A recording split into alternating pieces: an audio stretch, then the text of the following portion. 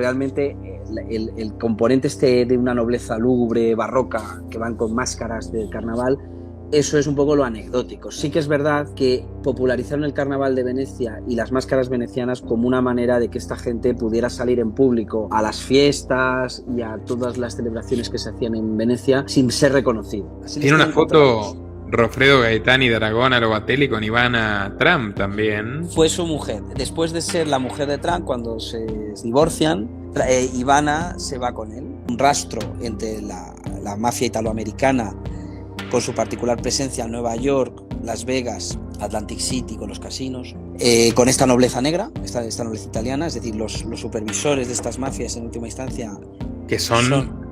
Que tienen de abogado las 7 familias a Roy Cohn, que sí, es el mentor de Donald Trump. El propio Papa veía que se estaban convirtiendo en un elemento de poder dentro de la Iglesia, con más poder que los cardenales. Es decir, como pasó un poco con los templarios, que era una amenaza tanto para el Papa como para el rey de Francia. Se dan cuenta que los jesuitas conspiran contra el absolutismo, conspiran contra las coronas, en este caso la de Portugal y la de España y la de Francia, que por lo tanto son un elemento de desestabilización social y política para la corona. Casa Aldobrandini, con una princesa italiana, Olimpia Anna Aldobrandini, se casó con David de Rothschild en los años 70. El heredero de la familia Gaetani, el conde Don Giovanni Gaetani, está casada con Ginevra Elkan, que es de origen askenazi. La entrada en juego de Castilla por un lado al oeste y al este de Aragón va a ser lo que haga que Venecia espabile y diga, bueno, pues tenemos que ir a Ámsterdam y a Londres y expandirnos un poquito. Si con ello tenemos que hacer un cisma en la cristiandad, es decir, escindirnos del catolicismo, fomentar la reforma y convencer a otros príncipes de que adopten pues un nuevo paradigma teológico, pero también incluso económico, lo hacemos.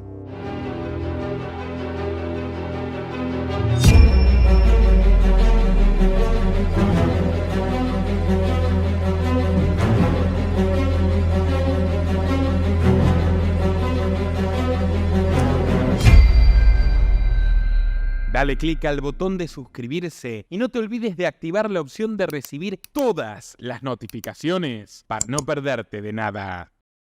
Amigos, uno de los temas que más me han consultado a lo largo de los años es el de la nobleza negra veneciana, de todos los grupos de poder, de todas las sociedades secretas o discretas, de todas las redes de lobby de influencia mundial que a menudo se comentan. La nobleza negra es una de las menos conocidas, pero al mismo tiempo persiste la noción entre quienes gustamos de investigar estas cosas, que al mismo tiempo son muy, muy influyentes. Así que esa discreción podría resultar oportuna. Por tanto, he invitado a alguien que ya han visto múltiples veces en mi canal, que es un experto en estos temas, tanto de cuestiones esotéricas como de redes ocultas del poder. Su nombre es Pedro, de un gran canal español llamado Saliendo de la Caverna, que yo siempre se los recomiendo mucho. Y Pedro, quiero ir pero así directo al grano, luego llegaremos a los vínculos que tienen con los Clinton, con Trump, con figuras muy poderosas de la modernidad. Pero vamos a empezar desde el principio. ¿Quiénes son? ¿Cómo surgen? ¿Cómo construye su poder la nobleza negra? ¿En qué contexto y cómo evoluciona a lo largo de la historia? Muchas gracias en primer lugar, Nicolás, por invitarme a tu canal, Los Liberales, que es un canal que a mí, en habla hispana me gusta mucho, por su defensa de una alternativa al actual sistema abusivo fiscal y el modelo estatal, así como por pues las biografías, sobre todo para entender la trayectoria de determinadas figuras de la actualidad y del pasado. Vamos a ver, la nobleza negra es un término que solo en los últimos años, décadas, diríamos, ha sido acuñada para hablar de la aristocracia, por así decirlo, del rancio abolengo desde el Renacimiento. El término oficial, si nos vamos al oficialismo, es decir, a lo que va a aparecer en los libros de historia, en la Wikipedia, cuando ponemos el término nobleza negra, nos cita a una aristocracia muy concreta que en un contexto muy coyuntural, que es la unificación italiana, proceso masónico revolucionario con Garibaldi por un lado y Cavour en el proceso de unificación italiana, hay una disputa entre una serie de aristocracias que se mantienen fieles al Papa y otras que se adhieren al nuevo modelo estatal. de un Estado italiano, que nunca había existido un Estado italiano, siempre eran principados, pequeñas ciudades-estado. Esa nobleza adhiere al Estado frente a la que se mantenía el Papa, pues es tipificada de esa manera. Pero ya digo, es un término que da lugar a error. Porque la nobleza negra deriva de la nobleza veneciana. No sé, yo esto alguna vez lo he hablado con Jorge Guerra, que lo ha investigado bastante. No es que se le llame nobleza negra porque vistan de negro, sino porque eran gente, o porque sean... O sea, porque era un tipo de nobleza que queda marcada y señalada e incluso excomulgada por el Papa. No recuerdo ahora el nombre qué Papa es, pero hay un Papa que les excomulga con el llamado interdicto de Venecia. Y entonces esta nobleza, bueno, pues empieza un poco a escindirse del Vaticano y de todo lo que representaba el mundo medieval. En ese sentido son los precursores de la modernidad, es decir, son los primeros que se saltan el índice de libros prohibidos, el códex que había creado el Vaticano de un índice de libros prohibidos. Ellos empiezan a publicar obras pues de todo tipo, gnósticas, neoplatónicas, cabalísticas, empiezan a dar aire a determinados escritos del rosacrucismo, empiezan a dar aire a la Reforma con las imprentas que estaban en manos de Venecia. Y yo siempre destaco que realmente el componente de una nobleza lúgubre, barroca, que van con máscaras del carnaval, eso es un poco lo anecdótico. Sí que es verdad que popularizaron el carnaval de Venecia y las máscaras venecianas como una manera de que esta gente pudiera salir en público a las fiestas y a todas las celebraciones que se hacían en Venecia sin ser reconocidos, porque eran gente que tampoco tenía tan buena prensa en Venecia. Ellos tenían un sistema de espionaje. Así que esto de la discreción absoluta y de ocultarse viene desde hace tiempo. O sea, digamos que son muy duchos en mantener el bajo perfil. Sí, correcto. O sea, ellos siempre han querido estar en un segundo plano y no han querido trascender a la opinión pública. Sí, mira, fue el famoso interdicto el Papa Paulo V en 1606 bajo el Dux Leonardo Donato. Pero bueno, aquí hay una figura que destaca, que es Paolo Sarpi, que es el primero que representaba un poco al clan de los Giovanni frente a los Vieci. Es decir, los Vieci era como los viejos, la gente vieja, la gente que estaba un poco, que quería templar gaitas con el Vaticano, y los Giovanni son los gente joven que a finales del siglo XVI, principios del XVII, aboga por mudar el capital financiero veneciano a otras latitudes más al Atlántico. Vamos a ver, si nos retrotraemos un poco al génesis de Venecia, aunque ya entramos un poco también en la especulación, podríamos decir que es en un contexto de colapso del Imperio Romano, aquellas familias patricias de comerciantes que no se sentían seguras en Roma por la presencia goda y ostrogoda, deciden ir a los manglares de Venecia en el Adriático porque era un lugar inexpugnable y estaban más cerca del Imperio Bizantino, que se había librado de las invasiones, ¿no? Estaban más cerca del Imperio Romano de Oriente, que sobrevive. Y porque estratégicamente, si bien Roma va a entrar en decadencia a lo largo de los siglos VI, VII, VIII, incluso Rávena va a tener más preponderancia a un nivel religioso, el poder comercial, es decir, el poder del capital, es decir, la rama comercial capitalista va a salir de Roma, va a salir de Rávena, que va a ser el centro del poder religioso, y va a estar en Venecia. ¿Por qué? Porque Venecia está al final de la ruta de la seda. Era un paso natural por el que entraba la ruta terrestre de la seda desde Oriente. Venecia durante toda la Edad Media se va a llevar muy bien con el Imperio Romano de Oriente, Bizancio, hasta que en un momento dado, durante las cruzadas, bueno, pues ahí, aprovechando la coyuntura, mercenarios venecianos entran en Constantinopla y saquean mucho. De hecho, se llevan el famoso León de San Marcos y un montón de riquezas que van a ir también a la Catedral de San Marcos, se las llevan de Constantinopla. Y luego van a jugar a varias bandas a partir de la caída de Constantinopla con los turcos. Van a hacer pactos con los turcos, entonces van a jugar un poco, por un lado, a ir de cristianos o de católicos en este caso, pero también por intereses comerciales a coquetear con los turcos. Su monopolio siempre va a ser el tema comercial. Sus armadas van a ser de alquiler. Sus ejércitos van a ser mercenarios. Van a ser una potencia no tanto militar como financiera y comercial. Comerciantes y banqueros. Entonces, ese es un poco el origen de la República de Venecia, a imitación de la antigua República Romana, con su Senado, con su Consejo de los 10, con su Dux, que es una figura como una especie de presidente de la República, y con un modelo de banca central que, durante el Renacimiento va a ser sobre todo dos bancos, el Banco del Giro y el Banco de Rialto, que van a tener luego su homólogo con la creación del Banco de Ámsterdam y luego posteriormente, a finales del siglo XVII, casi XVIII, con la creación del Banco de Inglaterra.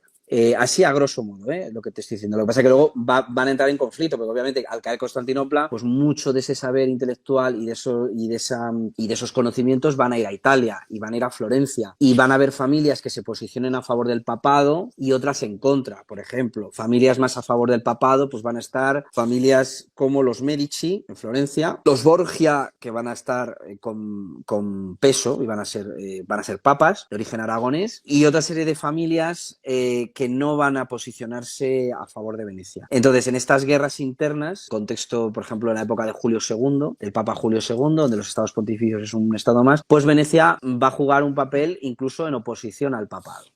Simplemente porque llega un momento en el cual no pueden colocar a sus papas las familias de Venecia. Familias como los Aldobrandini, familias como los Colonna, familias como los Pallavicini, entonces estas los Orsini. Entonces este tipo de familias, al no poder colocar a sus hijos como papas, pues van a entrar en otro tipo de conflictos, porque ya no van a tener el monopolio religioso, entonces van a tener que entrar en guerras comerciales, y sobre todo lo que más les va a doler es que en esa pelea entre diferentes familias, por ejemplo, al norte en Milán, los Visconti contra los Sforza, los Medici contra los Pazzi, que hay un famoso atentado de los Pazzi contra los Medici, y en Venecia no van a poder competir con la llegada de una nueva potencia que es Castilla y Aragón unidas por la toma de Nápoles. Sobre todo ya Castilla en la exploración del Atlántico, abriendo rutas en la conquista de América, Portugal abriendo rutas por el Cabo de Buena Esperanza, por África, pero lo más interesante va a ser Aragón, que va a empezar a expandirse por el Mediterráneo, Córcega, Cerdeña, Sicilia,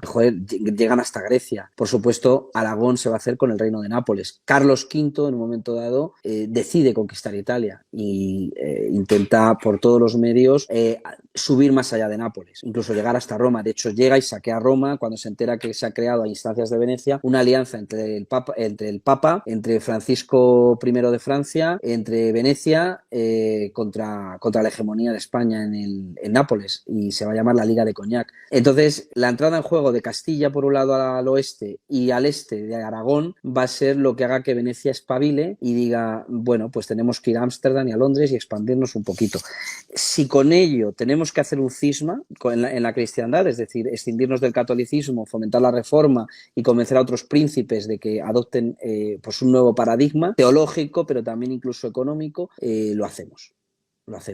El Banco Central, el concepto de banca central privada, bueno, pues es un invento veneciano. Es verdad que antes había habido otras potencias de banqueros, es verdad que había habido los templarios, etcétera, etcétera, etcétera. Pero Venecia es la que empieza a llevar la batuta en el mundo moderno, en la ciencia, con la creación de un modelo más empirista y materialista, del que va a ser precursor esta figura tan poco estudiada, que es Paolo Sarpi, y el culmen de eso, que va a ser un siglo después, va a ser la creación de la Royal Society de Londres, con ese nuevo modelo newtoniano, ese nuevo modelo científico. Influidos por Paolo Sarpi vamos a tener nada más y nada menos que... Nullius in Verba, ¿no? Entonces, este hombre, hasta ahora me has dicho que la nobleza negra veneciana logró penetrar en la conquista de América, en la creación del Banco de Inglaterra, que fue la Fed, fue mucho más que la Fed durante el siglo XIX, que la actual Reserva Federal de Estados Unidos, la fábrica de libras esterlinas de la era en la que el Imperio Británico dominaba una tercera parte del planeta, ¿verdad? El Imperio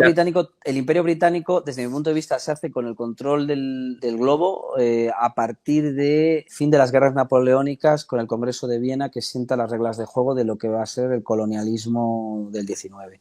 Pero ya la idea de Imperio Británico ya está en John Dee, el asesor barra astrólogo, barra agente diplomático, etcétera, agente de inteligencia diplomático, astrólogo, de la reina Isabel I de Inglaterra, que es un poco el que la va a convencer de que muera virgen, de que no tenga descendencia, porque la rama veneciana en Inglaterra quería gobernar con los Estuardo. ¿Por qué? Porque los Tudor, que habían provocado ya ese primer cisma con Enrique VIII, con el famoso divorcio y luego, bueno, pues la ejecución de Ana Bolena, etcétera. Pero, ¿qué pasa? Estuardo, Jacobo, este rey, como estaba emparentado, por un lado, era nacido en Escocia, pero con una madre que era prima de Isabel, unía por primera vez bajo su reinado Inglaterra y Escocia. Entonces les interesaba a esta aristocracia de origen veneciano tener a un rey que uniera las Islas Británicas. Para empezar, Escocia e Inglaterra. Por eso promueven a los Estuardos. Ese es un poco el tema. Ahí hay una facción, incluso se crea un partido, el Partido Veneciano.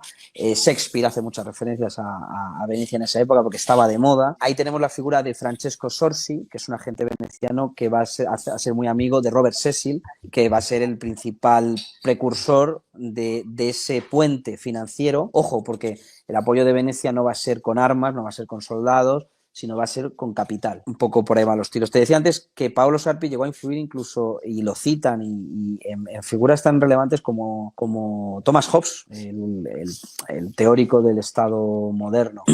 Te quiero hacer una pregunta. Una alianza que a mí siempre me llamó la atención fue la que compra el grupo Pearsons, los Rothschild y los Agnelli, que son los editores de Financial Times y de The Economist, esta revista mundialmente famosa por análisis tan agudos, incluso visuales, que creo que eso es lo que más la ha masificado, pues es una revista de ejecutivos, pero ha sido masificada en la cultura de masas y ha sido considerada profética precisamente por las tapas. ¿Esa sociedad tiene algo que ver con la nobleza veneciana? ¿Los Agnelli pertenecen a la nobleza veneciana? El caso Agnelli, que es el presidente de la Fiat, pues sí, comparte una mezcla con nobleza negra, pero también tiene un origen, por así decirlo, askenazi. Vamos a ver, por ejemplo, el que fue jefe de la familia Agnelli, era John Elkann. Él, por ejemplo, en 1997 fue el heredero elegido de su abuelo materno, Gianni Agnelli. Entonces, los Agnelli están emparentados a través de Lavinia Borromeo con una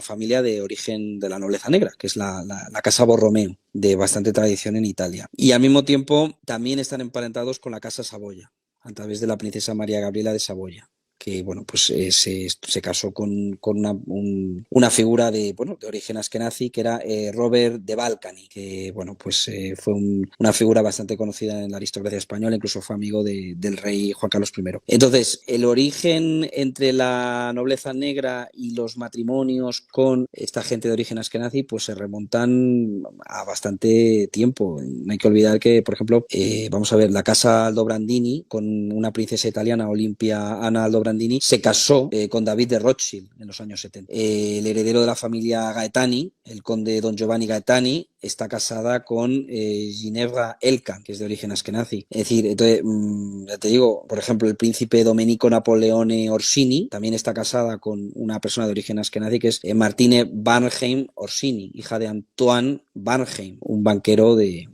este origen. Entonces, para mí, siempre esta gente de origen askenazi van a ser un poco el testaferro, la pantalla sobre la que se van a apoyar y se van a emparentar con ellos, pero siempre la nobleza negra va a tener un peso mayor. Lo que pasa es que prefieren tener a esta gente que dé la cara. En este caso, por ejemplo, siempre se habla de los Rothschild, pero no se habla como los creadores del Banco de Inglaterra en 1690 a finales del siglo XVII, pero nunca se va a hablar de la gente que está más allá de ellos. Pero obviamente esta gente se ha casado con ellos, pero siempre van a ser nobleza de segunda fila. Obviamente les van a dar títulos de aristocracia y les dieron la baronía, los barones de Rothschild. Pues sí, tienen un título nobiliario, pero van a ser siempre, pues eso, cripto askenazis de corte, es decir, gente de la corte. No van a ser en origen la aristocracia italiana. Lo que pasa es que van a estar ahí siempre presentes. Por ponerte un ejemplo, o sea que sí que hay una conexión entre ese mundillo, ¿vale?, que es el mundo visible y que no representa ni mucho menos a una religión concreta, porque ellos mismos, en este caso los Rothschild, no son practicantes, les da igual la Torá, vamos, que es que eso es solo una fachada. Es decir, ellos están más interesados pues en la vieja astroteología, el viejo ocultismo, en la cábala, en la astroteología, a nivel de creencias, entiendo yo, pero no en la Torá, por mucho que ellos fueran precursores de un estado secular en Oriente Medio y dieran la cara, aunque fue el Imperio Británico, los acuerdos de Balfour.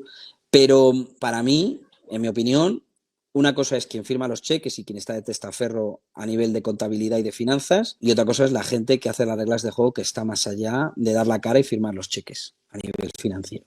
No sé si me he explicado. Te has explicado bastante bien. ¿Cómo sigue la trama? La trama, bueno, la trama de la nobleza negra, Sí. en general, vale. Bueno, pues yo, desde mi punto Por de ejemplo, vista, ¿cómo sí. entran a los Estados Unidos? Vamos a ver, los Estados Unidos, desde mi punto de vista, y esto creo que lo he dicho en tu programa alguna vez y en otros sitios, para mí, la Constitución de 1776 es una constitución genuina. Los padres fundadores de Estados Unidos son gente genuina. Es un estado de origen puritano. O sea, es un No, estado, mira, esta vez te lo voy a tener que discutir. Perdón, Pedro, no te ofendas. No. O sea, para mí, Yo, hombre, por un lado, hay alguna influencia. Por ejemplo, Hamilton ya intenta poner una banca central privada, es verdad. Hamilton era un psicópata. Sí, él Que de hecho, intenta. tú sabes que murió, Sí. murió retando a duelo a no me acuerdo quién, a un vicepresidente. Hamilton fue el primer secretario del Tesoro, es ideólogo del proteccionismo y los aranceles norteamericanos, agrarista, y además su federalismo era lo contrario al federalismo, o sea, quería un gobierno central fuerte tirando a despótico, cosa que el presidente Washington, que era su jefe, bien que lo practicó, por ejemplo, yendo a buscar con el ejército a la esclava que se le escapó y mutilándola como castigo. Jefferson violó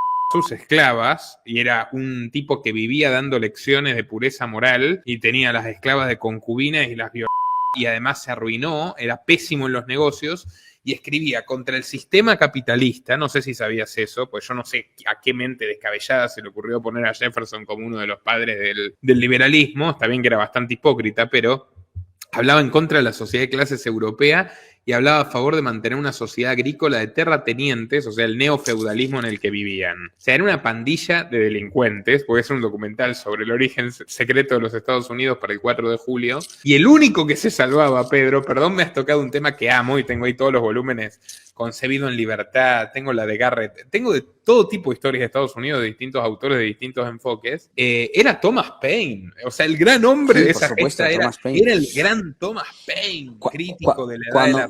Sí. Cuando me refiero que son genuinos, me refiero que no hay una voluntad de prolongar el Imperio Británico en esas tierras. Es decir, no, yo entiendo que son lo apoyados por dos monarquías. Ojo, no hay que olvidar que es apoyado por dos monarquías católicas, la monarquía francesa de los Luises Borbones y la monarquía española de Carlos III, también Borbones. Y es para quitar poder a Inglaterra y por venganza de una serie de atropelías que le había hecho Inglaterra a Francia en las colonias en el Canadá y a España con la piratería. Y va a haber una venganza luego de Inglaterra por este apoyo tanto de Francia como de España a la independencia de las colonias. Sí, pero llegó tarde igual el apoyo francés.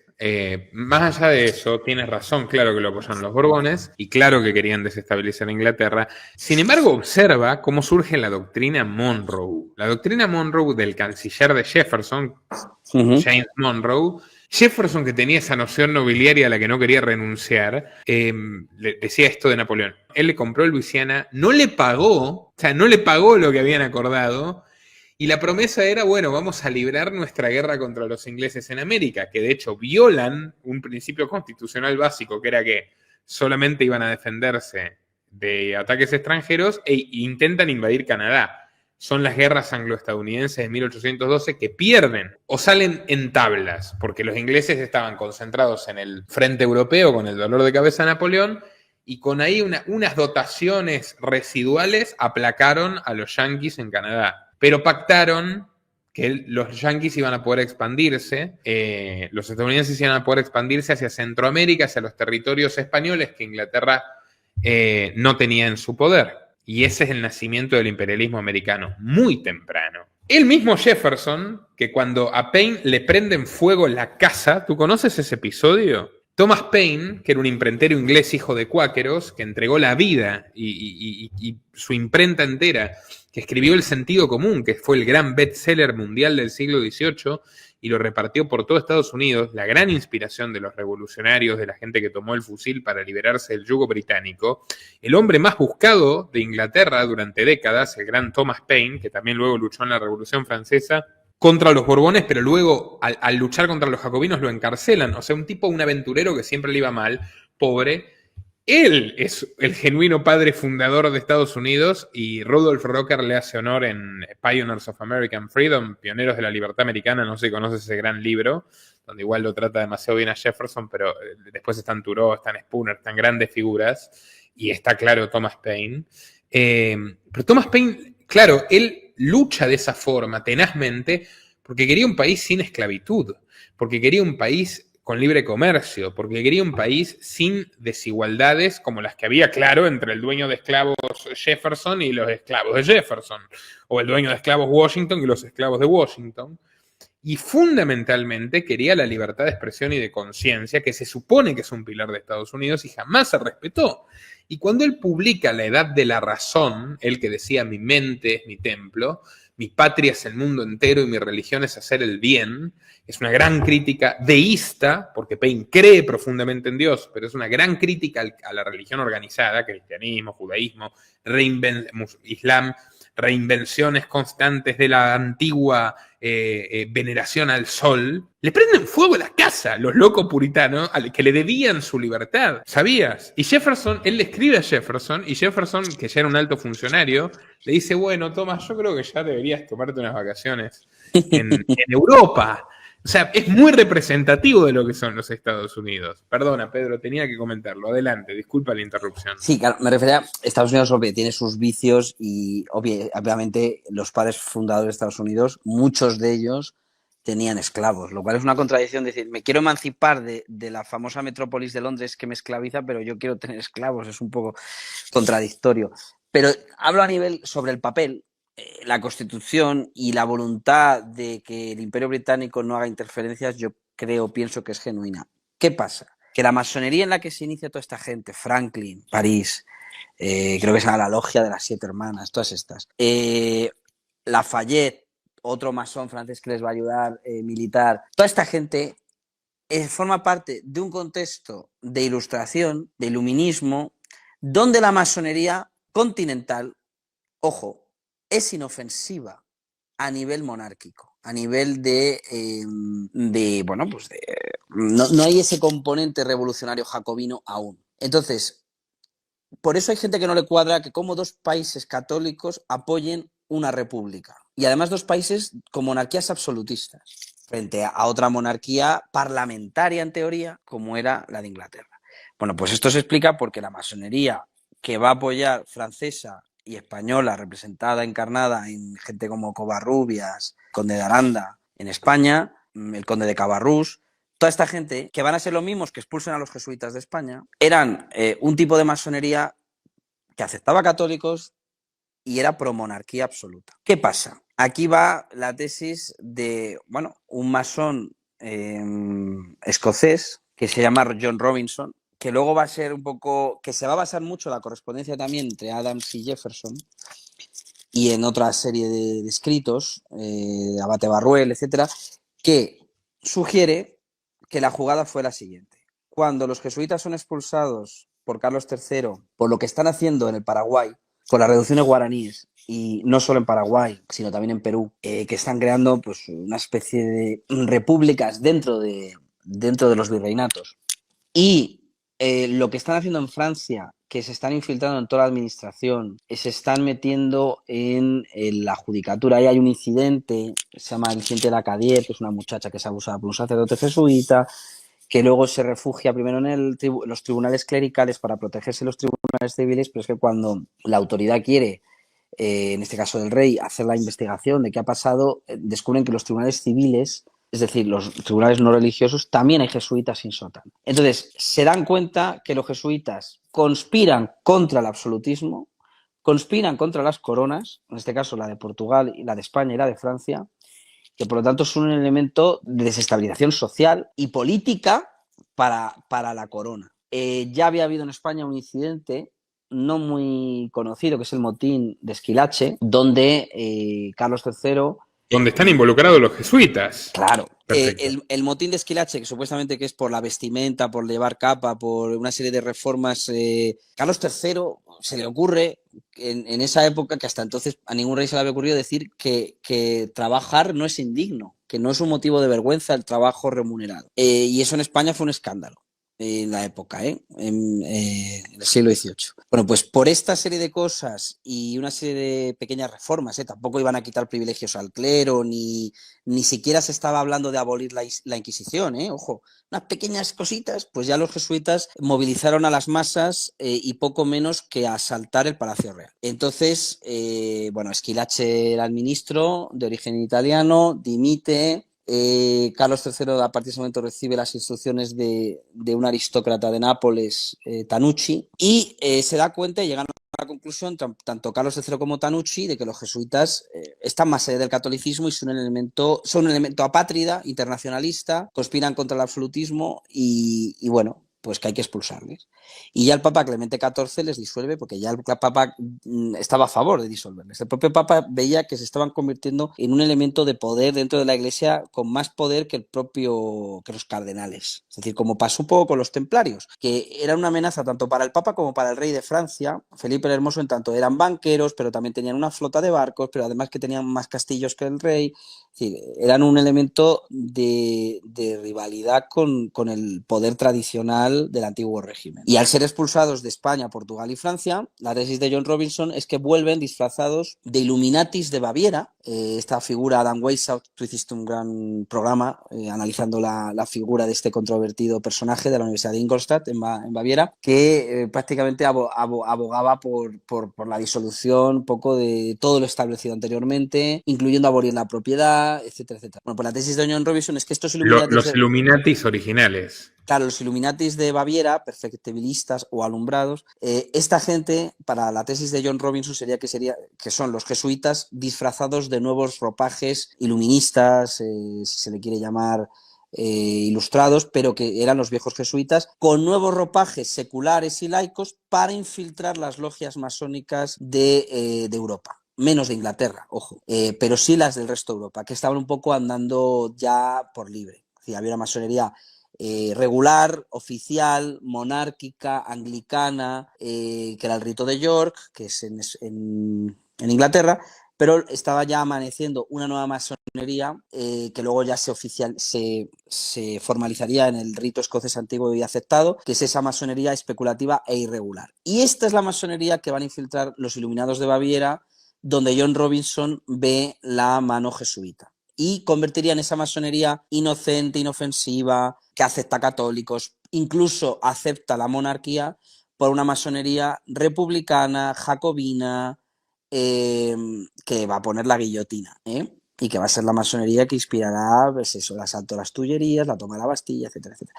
Y esa es la tesis, la venganza de los jesuitas, pero con la mano oculta de Inglaterra, contra los reyes de Francia por haberse atrevido a apoyar la independencia de las colonias. Ese sería un poco el origen. España, obviamente, con las guerras napoleónicas no va a poder defender los virreinatos, y también los jesuitas van a apoyar esas independencias de los virreinatos en colaboración con Inglaterra. Hay una historiadora hispanista mexicana, Cristina Torales Pacheco, tiene un libro al respecto, de cómo los jesuitas dan mapas para fomentar la independencia de México, ayudan a Miranda y sobre todo desde las misiones ponen a los indígenas a favor, porque al fin y al cabo los que tenían contacto con los indígenas, los que estaban en las misiones, los que tenían acceso a ellos, los que podían también de mejor manera adoctrinarles o volverles a favor o en contra de la corona o a favor de otra potencia,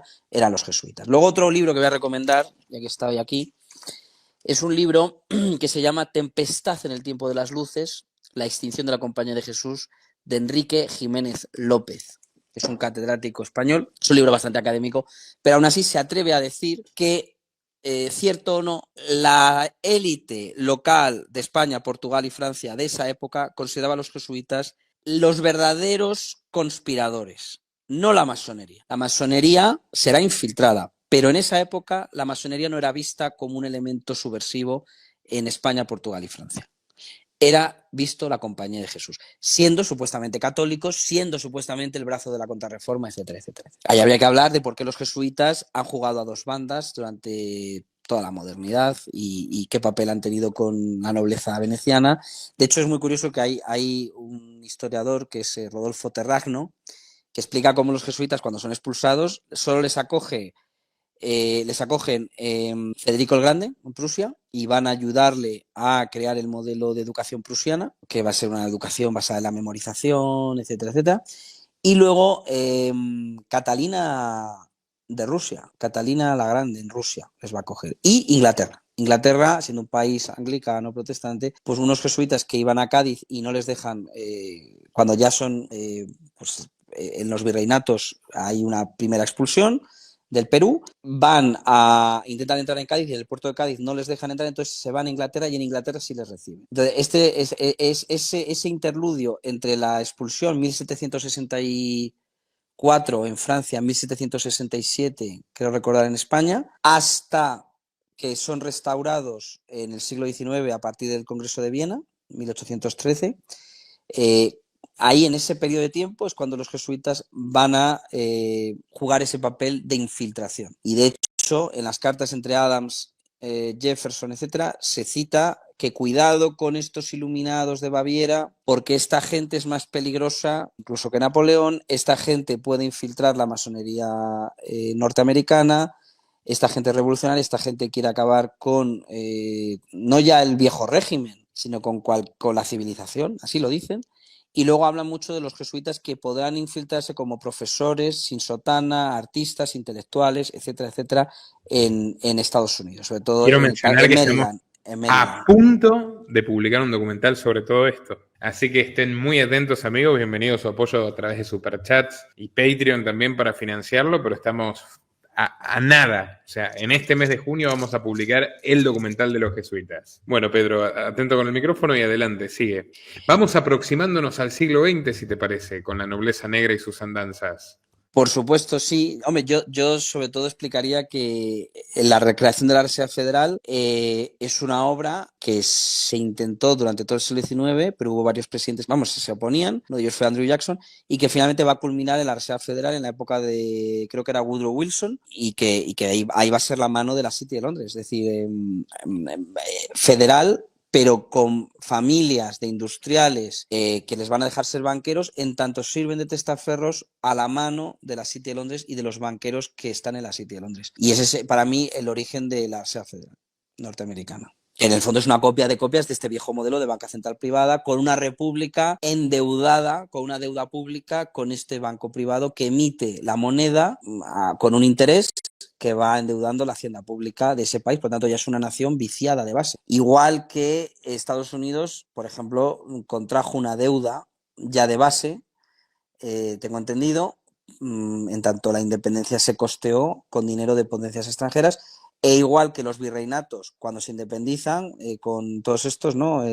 Bolívar, todos estos libertadores, pues lo van a hacer con un capital que les va a endeudar con la metrópolis. Pero bueno, no me quiero... Sí, adelante, vamos al siglo XX. Ahí hay mucho de qué hablar, porque es que se viene la Reserva Federal, tú conoces muy bien el papel de Cecil Rhodes, que con las famosas becas Rhodes que saca ahí del colonialismo que le deja la Inglaterra, Sí. porque Inglaterra siempre jugaba eso de tener corsarios, ¿vale? Que tienen patente de corso, entonces les dejan hacer tropelías, pero sirves a la corona británica. Entonces, la colonización poco a poco de Inglaterra no va a ser solo vía financiera con la Fed, también va a ser vía think tanks, la Round Table, Trilateral Commission, Consejo de Relaciones Exteriores, etcétera, etcétera, etcétera, y a través de las becas estas en las universidades norteamericanas. Universidades, por cierto, muy vinculadas a la Compañía de las Indias Orientales, al tráfico de opio, etcétera, etcétera, etcétera, sobre todo la Universidad de Yale. Y ahí teníamos que hablar de Skull and Bones, que es otro vivero de jóvenes líderes y políticos a derecha, izquierda, republicanos y demócratas. No nos sorprende que ahora el nuevo presidente, bueno, no, ya no es nuevo, ha estado en otro mandato, diga que, bueno, que no ve mal ser parte de la Commonwealth. Ahí lo dejo. El sueño de Rose, la élite angloamericana, sus becas de las cuales fue beneficiario Clinton, por cierto, que estudió en Georgetown, Universidad Jesuita. Cecil Rhodes, genocida, racista, despiadado, socialista fabiano en sus inicios, gobernador de la colonia El Cabo, que fue premiado con Rhodesia, que es la actual Zimbabue y Zambia. Diseñó el primer sistema de apartheid, que luego le copian los Boers cuando se independizan de Inglaterra, y aspiraba a fusionar el imperio transatlántico, fusionar Londres con Washington, cosa que por las investigaciones de Nicolás Martínez Laje en terapia liberal podemos concluir que está bastante cerca de realizarse, ¿verdad? Hay un autor, yo supongo que le conocerás, porque siempre hemos hablado de Sutton, pero hay otro que es de la Universidad de Georgetown, los jesuitas, Carol Quigley, que tiene The Anglo-American Establishment, que es una obra donde habla de ese establishment que parte de la City de Londres. Tragedy and Hope es la obra más conocida, Tragedia y Esperanza, pero The Anglo-American Establishment habla precisamente de eso, de esos vasos comunicantes entre el MI6, MI5 y la CIA. Entre los think tanks, Chatham House, por ejemplo, con la Royal, no me acuerdo cómo se llama, el equivalente al Consejo de Relaciones Exteriores, pero en Inglaterra. La Royal de International Affairs, creo que se llama, o no recuerdo ahora, pero vamos. Por ejemplo, recuerdo mucho que hablaba de un think tank que se llama la Pilgrim Society, la Sociedad de los Peregrinos, la Round Table que ya hemos hablado, pero luego había otros. O sea, el Consejo de Relaciones Exteriores, pero había otros más y los ponía en un todo. Es decir, no distinguía entre Inglaterra y Estados Unidos. ¿Y cómo transcurre la nobleza veneciana del siglo XX hasta llegar a conectarse con Clinton y Trump? Pues desde mi punto de vista, esta nobleza ya no es veneciana, porque ni siquiera vive en Venecia, pero bueno, tiene ese origen ahí, va a empezar a internacionalizarse, va a empezar a ver el mundo como un campo de juego más amplio y a través del colonialismo se va a expandir. Obviamente, la avanzadilla, ya que el Imperio Británico era supuestamente el brazo enemigo del protestantismo, la va a hacer a través de los jesuitas. Es decir, los jesuitas ya habían hecho un allanamiento del camino con su presencia en la India, con su presencia en Sudamérica, con su presencia en Japón, con su presencia en Canadá. Pero cuando con la Primera Guerra Mundial, al desaparecer los imperios como potencias, la mayoría de colonias van a desaparecer. Alemania tenía colonias en África, etc. Entonces, el campo va a estar cada vez más abierto para que ya no sea una colonización al estilo decimonónico, con militares, funcionarios, etcétera, ahí protegiendo las minas de cobre o de diamantes o de lo que sea. No, ya va a ser una colonización financiera. Va a ser apoyar a dictadores que acepten la deuda pública de sus países, de sus naciones, que garantice los intereses económicos de las corporaciones y multinacionales de Inglaterra y de Estados Unidos, o de la British Petroleum, o de la General Motors, o de lo que sea. Y la nobleza negra va a jugar un papel de vigilante, de supervisión, de supervisor. La presencia en Estados Unidos de la nobleza negra se ha dejado notar fundamentalmente en 3 lugares: Nueva York, Washington y Los Ángeles. Los Ángeles, por ser el panorama cultural, intelectual y religioso, por lo tanto, al fin y al cabo la cultura y la religión, de cierta manera, para esta gente va unida, porque a través de la cultura y de los medios de masas infunden su religión o su visión de cómo es el mundo. Nueva York, porque es el centro financiero y está conectado, es el pulmón que lubrica la maquinaria, y conectado con la City de Londres, igual que la City de Londres tiene su conexión también con Hong Kong y con puntos clave del panorama financiero internacional. Nueva York es clave. De hecho, Nueva York, donde están las 7 familias del crimen organizado, podemos ver una huella, una hoja de ruta, un rastro entre la mafia italoamericana, con su particular presencia en Nueva York, Las Vegas, Atlantic City, con los casinos, con esta nobleza negra, esta nobleza italiana, es decir, los supervisores de estas mafias en última instancia que tienen de abogado las 7 familias a Roy Cohn, que es el mentor de Donald Trump, y quien le enseña los chantajes de grabar a la gente en los hoteles y los casinos para luego chantajearla. Época en la que Trump era cuate de Jeffrey, lo fue durante 30 años. En fin, ¿no? Gente muy, muy bonita.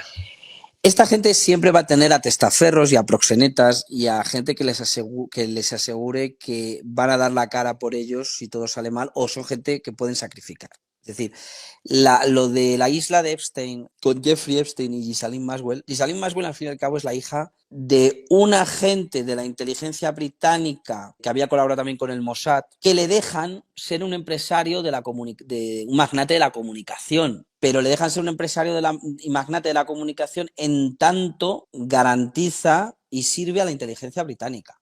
y graba a la gente y chantajea a la gente, pero chantajea a la gente, obviamente le dejan un margen de maniobra para sus intereses egoístas y para su propio beneficio, pero en última instancia sirviendo a la corona británica y sirviendo a estas familias de la élite británica, de la aristocracia británica.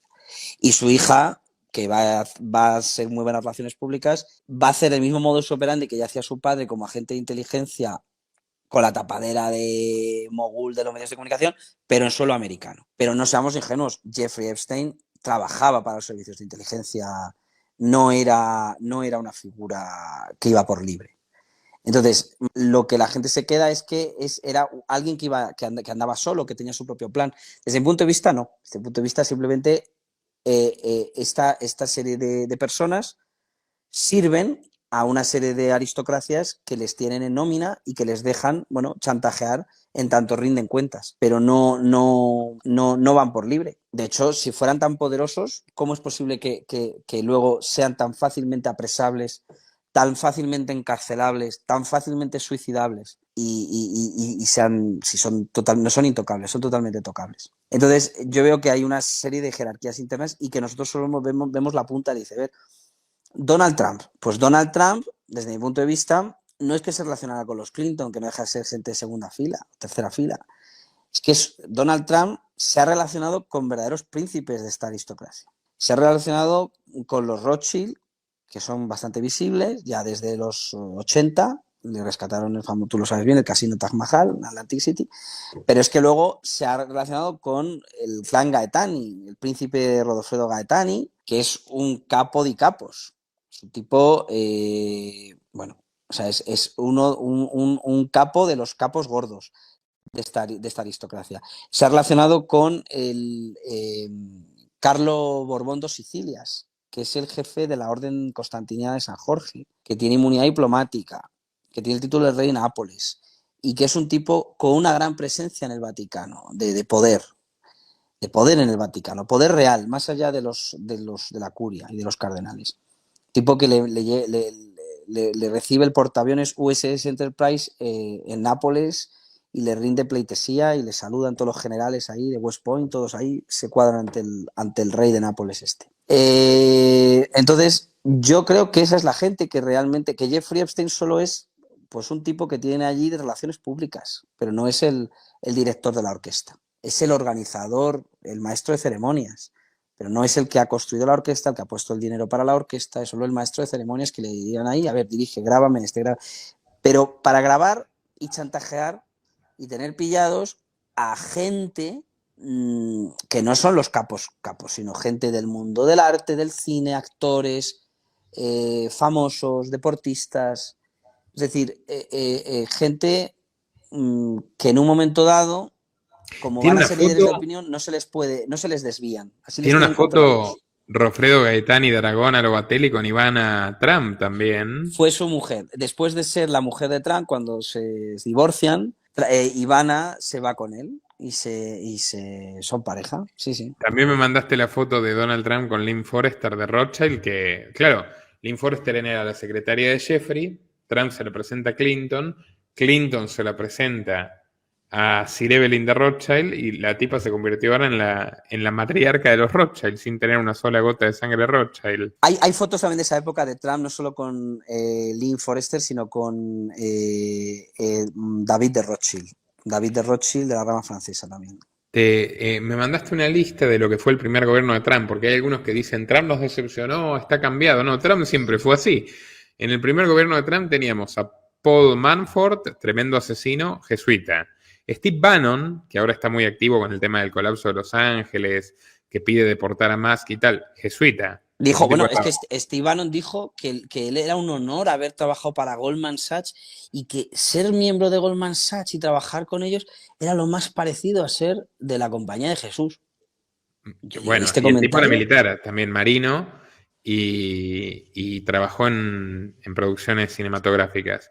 John Kelly, jesuita, Mike Mulvaney, jesuita, Doug McGahn, jesuita, Steven Mnuchin, de Goldman Sachs también, de Skull and Bones, tenemos un documental, La Sociedad Secreta Más Desconocida, que es sobre Cecil Rhodes y la red, y tenemos otro documental que es La Sociedad Secreta Más Poderosa de Estados Unidos, que es sobre Skull and Bones, y también de la Comisión Trilateral, Steven Schwarzman, de Blackstone, Skull and Bones, de Consejo de Relaciones Exteriores, Nadia Sharlow, Wilbur Ross trabajó con los Rothschild, Kushner ni hablar, la élite sionista, John Bolton también en esa línea, y bueno, tienes unos cuantos más aquí, Fauci, él se ha declarado que sigue los planteamientos jesuitas y que está muy agradecido a la universidad donde estudió, creo que era San Luis.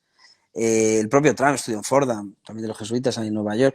Es decir, se ha rodeado de caballeros de Malta y de jesuitas. Pero es que Obama también. O sea, es que, es decir, no tenemos, ha habido directores de la CIA, caballeros de Malta, como William McCoy o Allen Dulles, y ha habido un gran elenco de gente que se ha formado con los jesuitas, que ha estudiado con los jesuitas.